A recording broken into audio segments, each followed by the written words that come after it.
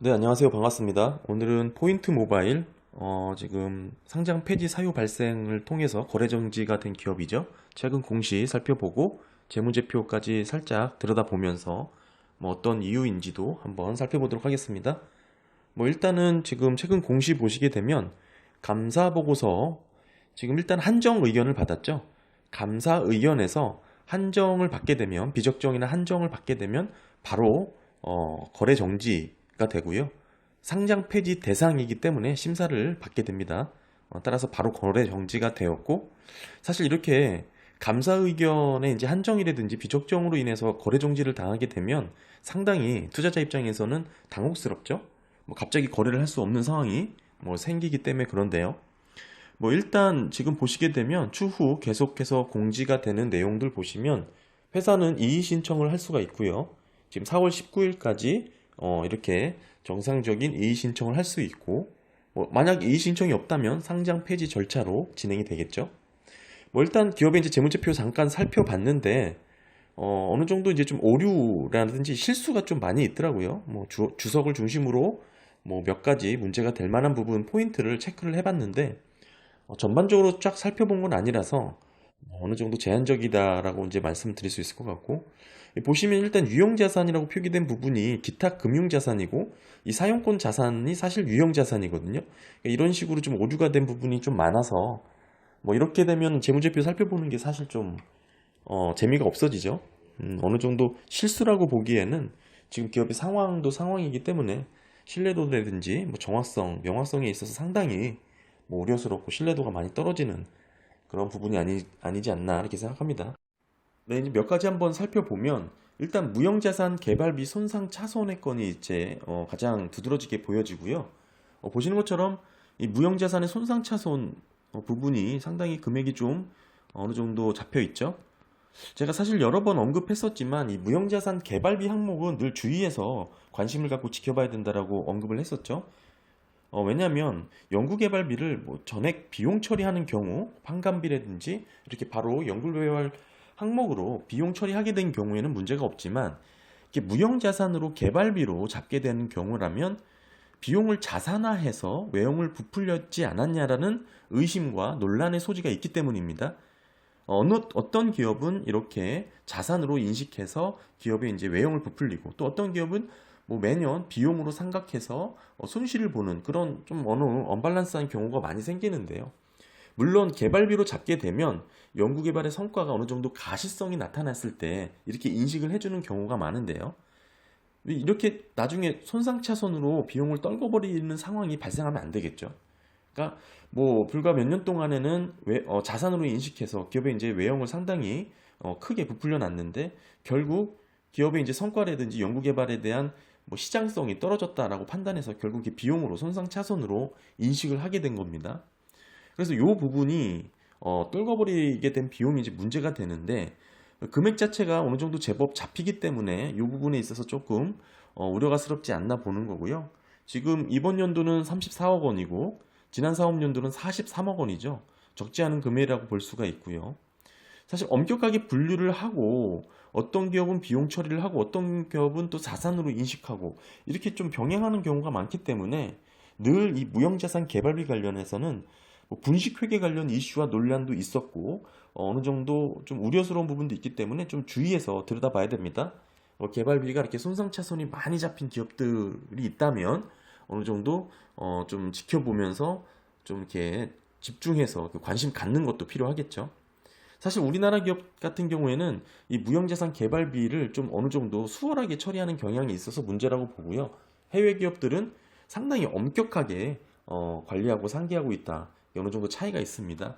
지금 문제는 이제 손상차손 자손 자체 금액이 적지 않은 금액이라는 게 문제가 되고 성과 실적을 예상하면서 자산화 시켰지만 더 이상 시장에서 가치가 없다고 판단해서 비용으로 떨궈버린 이 부분에 있어서 뭐 자료라든지 증명할 수 있는 그런 회계적인 그런 증거 자료가 좀 부족하지 않았나 뭐 이렇게 예상해 볼 수가 있을 것 같고요. 또 하나 이제 매출 인식과 매출 원가의 이제 왜곡 관련된 부분도 이렇게 좀 우려가 되는데요. 일단 포인트 모바일 손익계산서 보시게 되면 영업이익이 지난 사업연도부터 좀 감소한 부분이 있죠. 매출액은 크게 늘어났는데 지금 영업이익 자체가 뭐 그렇게 두드러지게 나타나지가 않았죠. 2019년에는 90억 원을 기록했으면서도 지금 매출액이 크게 늘어났음에도 불구하고 영업이익이 1억 원, 4억 원 수준으로 미비합니다.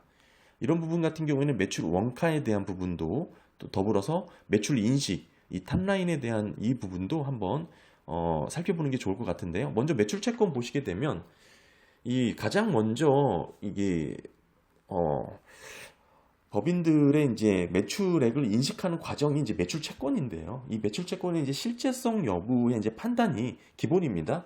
아무래도 현금을 거래하는 경우는 거의 없으니까 이 매출 채권을 잡고 매출액을 이제 인식하게 되는데 보시게 되면 지난 연도에는 없던 이 대손 충당금이 새롭게 잡혔죠. 결국에는 이 금액 자체가 지금 현재는 크진 않지만 이 회계법인에서는 이 감사법인에서는 이 기업의 이제 매출채권의 대손 충당금의 적정성을 지적했을 가능성도 있습니다.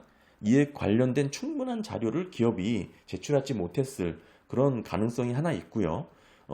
쉽게 말해서 대손 충당금을 너무 적게 잡지 않았냐 이렇게 판단했을 가능성도 있고 지금 보시게 되면 특히 이제 기업 같은 경우는 해외 매출 비중이 많죠. 약 80% 이상 지난 3, 4, 5년도 꾸준하게 지금 거의 90% 가깝게 해외 매출이 나왔는데요. 지금 21년도 같은 경우에도 80%를 넘어서고 있고요. 이렇게 해외 매출이 많은 기업들이 사실 해외 매출 채권에 대한 그 실제성 여부에 논란이 좀 덜어 있습니다. 또 하나 봐야 될 부분이 매출 인식 관련해서 생길 수 있는 논란은 이 용역 매출이죠. 이 서비스 관련된 비중에서 많이 나타납니다. 제품과 상품에서는 사실 어느 정도 실제 물건이 있고 그렇기 때문에 인식할 수 있는 부분이라든지 획기적으로 처리할 수 있는 부분이 그렇게 유동적이지가 않아요. 제한적이기 때문에 크게 문제가 될 소지가 없는데 지금 뭐 쉽게 설명을 드리면 위메이드의 가상자산 매출 인식 관련도 지금 문제가 되고 있죠. 이슈가 되고 있는데 비슷한 맥락입니다. 보시게 되면 이 용역 매출 결국에는 실제 제품이라든지 상품이 상품으로 발생한 매출이 아니고 기업이 이제 서비스로 인식한 매출에 대해서 감사법인이 조금 지적을 했을 가능성도 있고요. 하지만 보시면 전체 매출에서 약 5% 남짓이죠. 38억 원 수준이라는 거 확인하시면 좋을 것 같고요. 결국에는 매출 인식 관련해서는 매출 채권의 대손 충당금의 적정성 그리고 지금 용역 매출에 관련된 부분 이렇게 두 가지를 언급할 수 있을 것 같습니다. 다음은 이제 매출 원가에 대한 부분도 한번 살펴봐야 되는데요. 일단은 기업이 이제 사업연도 재고 자산이 급격하게 늘어난 부분이 있죠. 지금 보시게 되면 약 35억 원 재고 자산이 늘어난 부분 이게 있습니다. 결국에는 재고 자산의 변동으로 35억 원이라는 금액이 차감된 것이죠. 그만큼 재고 자산이 증가를 했고 그로 인해서 매출 원가가 감소했다. 결국 영업이익이 증가됐다. 매출 원가에 대한 감소 부분에 대한 적정성도 문제가 될 수 있습니다. 보시게 되면 대차대조표 상이죠. 지금 밸런스 시트를 기준으로 봤을 때 재고자산의 변동은 169억 원에서 274억 원으로 약 100억 원, 104억 원 정도 차이가 나죠. 결국에는 이 위에 지금 성격별 비용의 분류랑 봤을 때는 어느 정도 재고자산의 대체 계정이 어느 정도 많은 부분을 차지하고 있다라고 볼 수가 있는 것이죠. 결국 재고자산을 정상적인 영업 프로세스, 판매라든지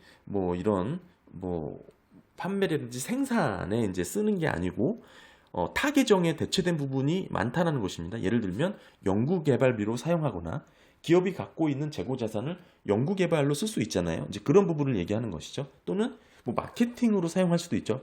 홍보 마케팅으로도 쓸 수 있고요. 그런 경우에는 광고 홍보비로 인식하고 잡게 되죠.